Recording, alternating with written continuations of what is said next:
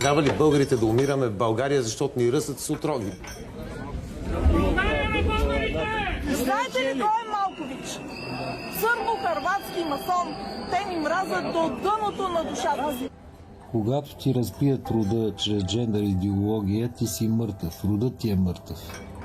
Всички военни конфликти на планетата Земя са дирижирани от не кой да е, а илюминатите, глобалистите. Ние сме горди с нашия пол.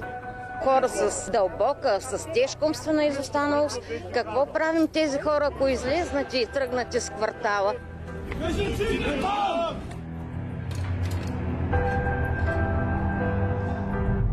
Съществуват десетки онлайн мрежи за влияние, които обслужват български политически проекти. Те разпространяват дезинформация и политическа пропаганда и са превърнати в инструмент за контрол на обществените нагласи. Това е опит да се осветлят механизмите, чрез които се овладява реалността.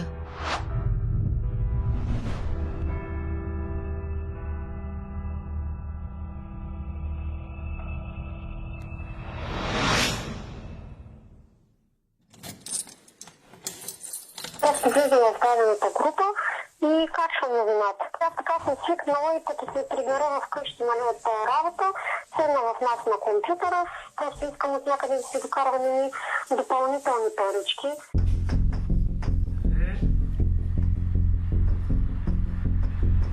Аз ако отворя само тази страница няма да видя връзката, но като ги навържа всичките, като създам, нали, тези връзчици и се вижда цялата картинка. Установихме съществуването на един инструмент в антидемократичната пропаганда в България. Нарекохме го машината от сайтове Гъби. Машината, това са хиляди сайтчета с идентичен дизайн, които размножават в хиляди пъти една и съща новина, едно и също послание.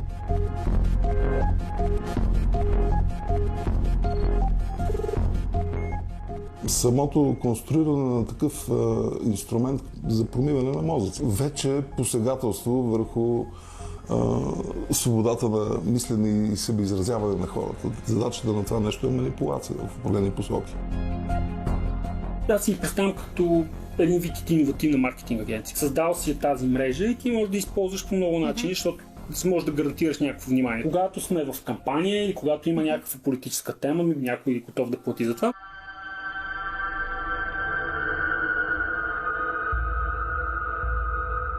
Bulgaria is on the more vulnerable end of the spectrum, precisely because of this gap between society and the state. And that is obviously a problem because it exactly creates the opportunities in which Russian, or indeed anyone else's disinformation, can thrive.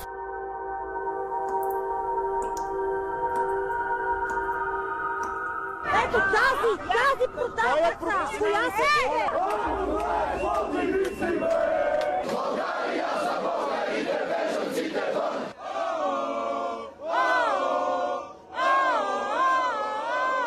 Парички като на украинците!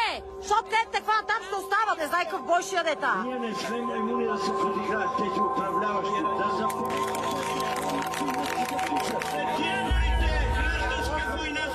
It's very disturbing how easily people are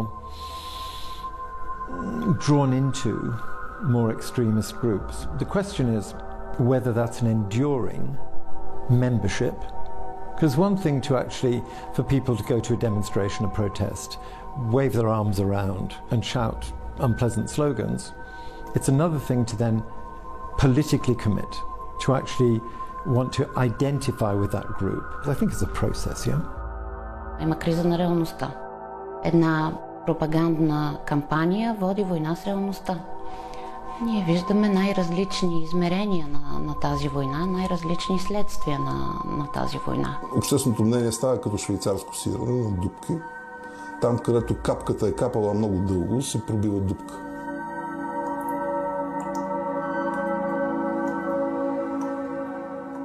Естествено, към децата трябва да има някаква солидарност, но аз не съм против, нали? Но да бъдат в крайните райони на столицата. Княжево не е ли по-краен район? Не, въобще не е краен район. Колко накрая искате да ги сложим? Някъде да кажем Божурище, Иваняне, тези райони, нали, около София, северните райони, според мен са по-подходящи, както се прави. И там започнат да протестират хората като вас?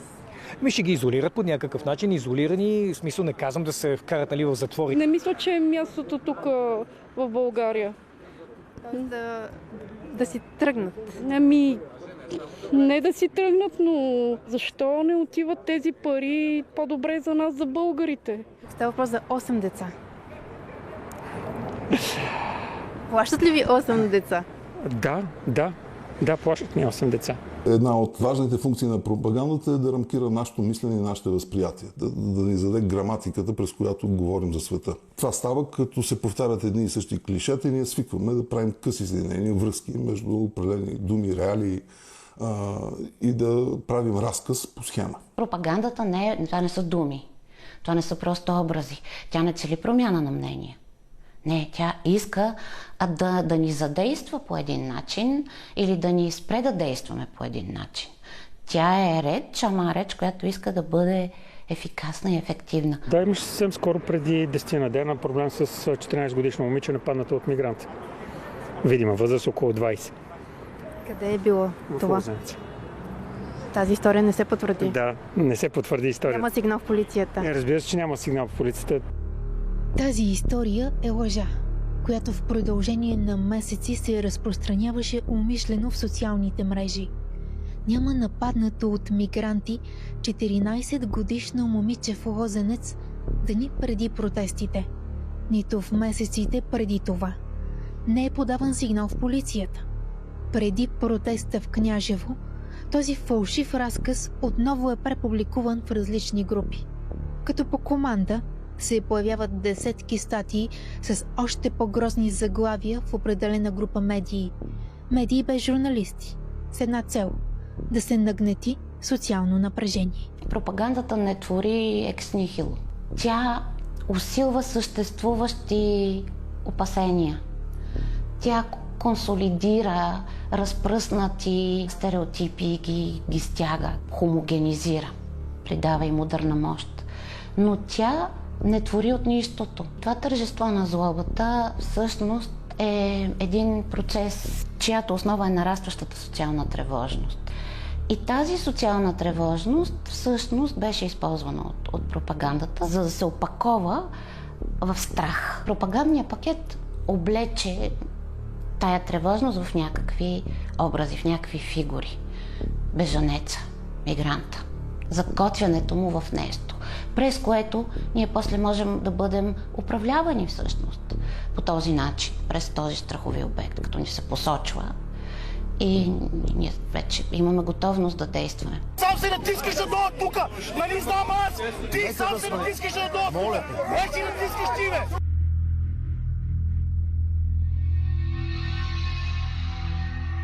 Нарича се информационна операция. Координирано използване на обикновено невярна информация, за да се манипулира обществото. В конкретния случай са били нужни 9 дни. Целта на пръв поглед – да накара жителите на столичен квартал да повярват, че той ще бъде превърнат в гето, а те – в жертви на насилие. Остават дни до парламентарните избори и в този контекст реалната цел е всъщност различна. The politicians are trying to persuade the public through all kinds of means to become an active, participating audience who co-produce the whole propaganda experience. It's not about trying to create an alternative ideology. It's not an alternative political platform. It is purely a subversive, spoiling, destructive tactic. Знаете ли тук сега кой организира всъщност протеста? Аз съм буден гражданин, получил съм листовка на входа си снощи. От снощи съм разбрал, не знае кой го организира. Вие носите тази листовка? Имам я на телефона си снимана, защото съм я качил в интернет. Сега ще извадиме. Ето я листовката, ако може да се види. когато джендъра замени терориста като дискурсивна заплаха. Тогава бяхме уверени, че пропагандната активност е взела много силно курс към фрагментиране на обществото, създаване на плашила, които плашила чисто инструментално се използват, точно за да бъде обществото разделяно, държано в страх и подчинение. Тоест чисто политически цели. Да, с чисто политически цели да бъде управлявано това общество. Изграждането на псевдомедийни онлайн мрежи е тактика на разпространителите на дезинформация. Инфраструктурата им се състои от сайтове, фалшиви профили, страници и групи в социалните мрежи. Често инвеститорите в такива проекти са анонимни, но има достатъчно примери за добре финансирани медийни групи с явна собственост, която лесно може да се проследи до конкретна политическа партия. Дали даден профил е администратор на дадена група. Това е това, което търсим да хванем в тази мършова диаграма и тогава виждаме едни такива клъстърчета, пак едни кварталчета, където представляват много групи, които имат много споделени администратори, което е индикация, че това представлява една и съща мрежа, една и съща организация. Няколко десетки са в България и наистина изглежда доста концентрирано. И като гледаме съдържанието и правят черен пиар срещу тяхните политически опоненти, всяка група е фокусирана върху определена демография, която да отказва от тяхната партия. Тоест има против БСП, против Продължаваме промяната, против софийската власт тук и всяка си е така настроена, така че да говори на тези хора, т.е. да откача периферии от тях. Това е много добре работещ похват, който е чел литература за култове, как се създават. Знаем, че там лексиката е много важна. Нали? Езика на пропагандата. Езика на пропагандата, езика на култа и това да смениш някои думи по този начин, да създадеш общност, която може да се познае само по това, кои думи използва, и това е много силно. Те хора много умело го използват.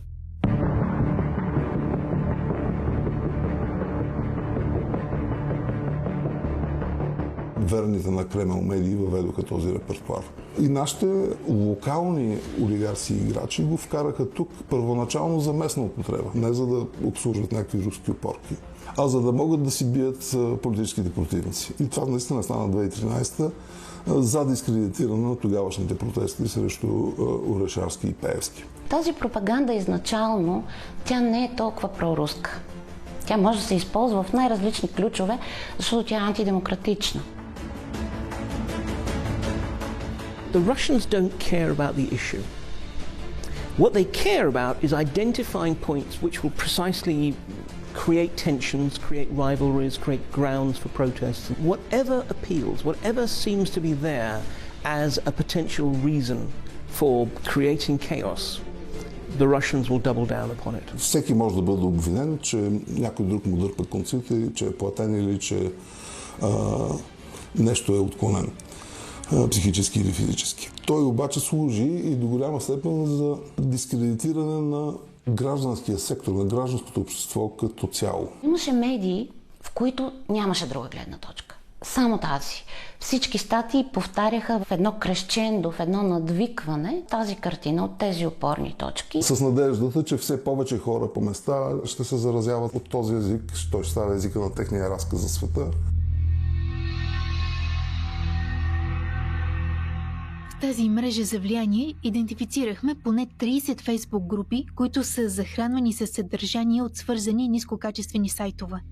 Голяма част от инфраструктурата й е създадена месеци преди парламентарните европейските избори през юни 2024. Имената им имитират автентични новинарски страници, за да подведат потребителите, че зад съдържанието стоят журналистически екипи. Такива няма. Тази практика може да бъде оприличена на аферата Допелгенгер, двойник, руска информационна операция, която чрез сайтове клонинги на утвърдени медии разпространява дезинформация в Европа. В български контекст буквална имитация на медии не е необходима. Стотици хиляди са последователите на всяка от тези страници. Публиката е целенасочено таргетирана. Почти ежедневно има публикации на тема пенсии и десетки постове дневно с откраднати най-често от руски сайтове снимки с рецепти. И измежду тях, при нужда, политическо съдържание, което създава нагласи. Това става основното съдържание, което виждате. Да, и то е абсолютно непроверено и произлиза от такива мрежи за влияние. Ако някой не ти поръчва някакво съдържание да плащаш, може да я използваш, за да печелиш от реклами. И това виждаме на всички тия сайтове, де ти предлагат там, ти оправят гъбичките по краката. Когато сме в кампания или когато има някаква политическа тема и някой е готов да плати за това, може там мрежа да се използва това. Примерно да каже, тук иска да ни сложат фотоволтаици и да хората ще загубят работата си, които работят в ТЕЦ, примерно. Дезинформацията става един вид остатъчен продукт от чисто пазарната динамика на тази нова информационна среда. Обработка на общественото мнение. Да. Аз докато си шетам в кухнята и си слушам разни нещица или между съвети как да съм вечно млада и за домашни илачи и лечения, сред всичкото това някой ще въздъхне: ах, аман от тоя Зеленски. И после пак ще има котки, кучета, акварели, рецепти, този тип таргетиране. Всъщност ме сварва много неподготвена. Аз не внимавам активно. Аз гледам друго. Вниманието ми е насочено от друго. То не е готово да задава въпроси. И това полепва. И аз после дори не знам откъде го знам това. Колко ли струва издръжката, например, на една мрежа, такава от 20-30 фейсбук страници с един домейн? Не е ефтино, мисля, че десетки хиляди. Тоест това не може обикновен човек да го поддържа. Не може обикновен човек. Аз, примерно, ако се хвана да го правя това на пълен работен ден с моите умения, бих могъл да поддържам примерно 5 страници, да измисля там с изкуствен интелект да генерирам някакво съдържание, но не повече. Така че тук са ни говорим за екипи от хора, които го правят. Тоест от чисто фенско отношение малко е вероятно. Малко е вероятно. Не е доброволна дейност. Силно това си е вид комуникационна агенция. Колко човека работят за всички тези десетки мрежи с Фейсбук? Със сигурност стотици, може би хиляди, защото тук въпросът е по какъв начин кой плаща за всичко това.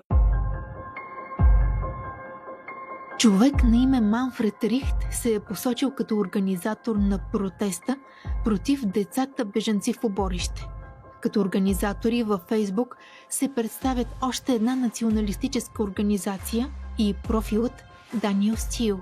Знаете ли къде е Манфред? Не знам, предполагам, че е скрит профил на някой. Доколкото разбрах, е имал проблем с пускането на събитието в една от големите групи на уборище и предполагам, че същия човек, който се опитал да го пусне в едната група, е направил фалшив профил, за да успее в другата. А това откъде го знаете? Защото си имаме доста голяма група на привърженици и съмишленици на всички админ групи в София и си комуникираме. А вие сте от организаторите? Може да се каже да.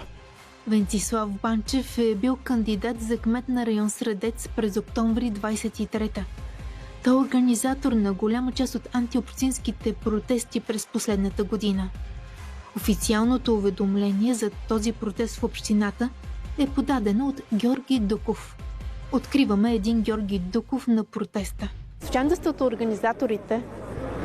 Съжалявам, не виждам да дам интервю, много се извинявам.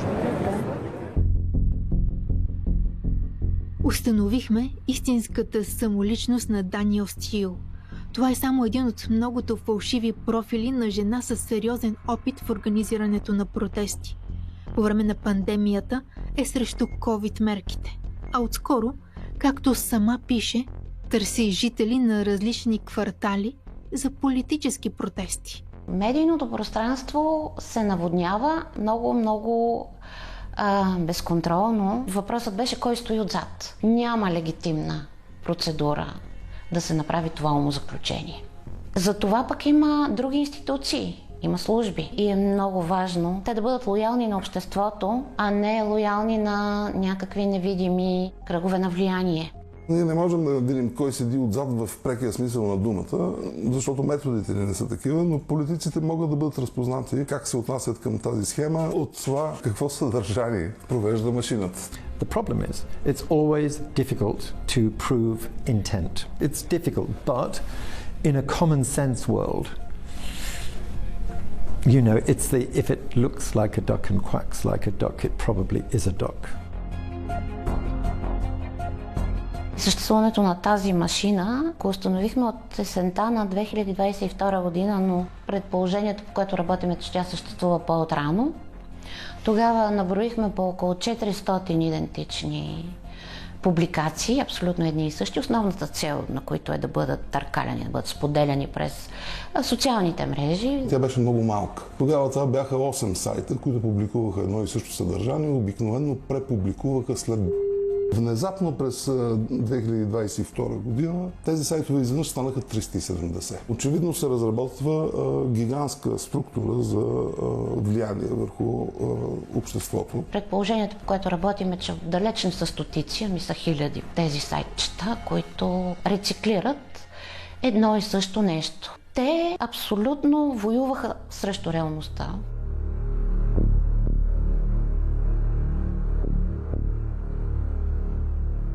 Това са хора, които може Да, това са хора, които един вид те са си избрали, както им се казва, събдоменчето, което ще промоутват.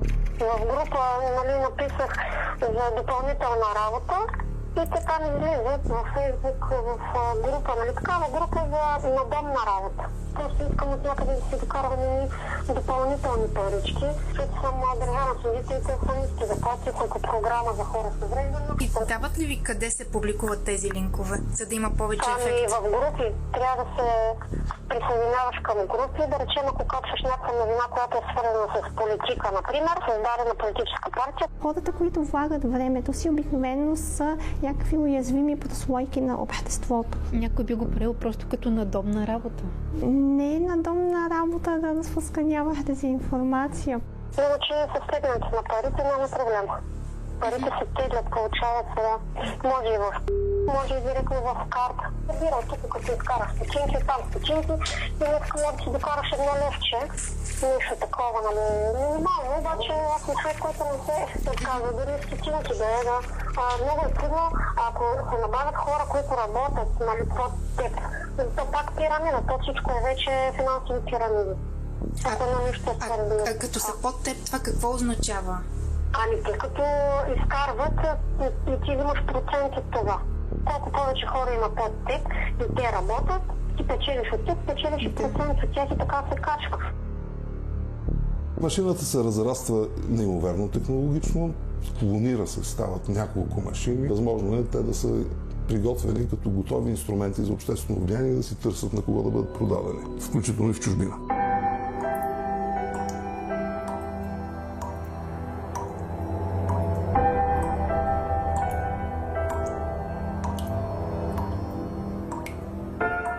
Ако евентуално има хора с дълбока, с тежка умствена изостаналост, какво правим тези хора, ако излезнат и тръгнат из квартала? Имаме деца, повечето семейства са млади и не желаем да се притесняваме за децата си, как ще се приберат.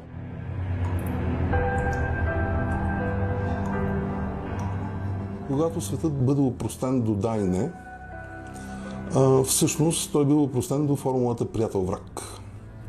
И когато пропагандата работи произволно с това да може да нарочи всеки го за враг, ако тя се превърне в реална практика, тогава всеки може да стане враг в буквалния смисъл на думата.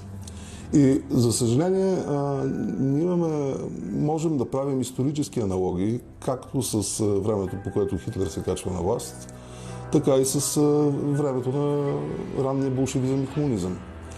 Когато именно политическата пропаганда, която различава приятел от враг, води буквално до терор. Дискурсивният терор, езиковият терор е прекият път към физическия терор.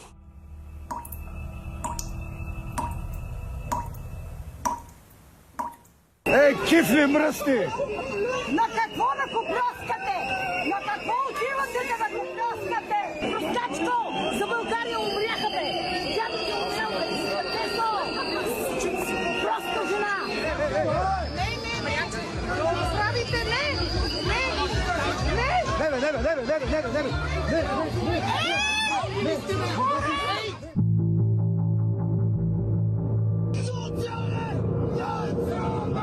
Една и съща патриотична формация сред организаторите на протеста пред Народния театър и срещу бежанците в уборище. Тя е част от мрежа на десетки младежки националистически организации, момчета на 16-17 години, които се използват като участници в различни протести. Виждаме ги и тук, и на Оборище, и в Княжево, и на Луков марш. Тази мрежа действа основно чрез каналите си в Инстаграм и Телеграм.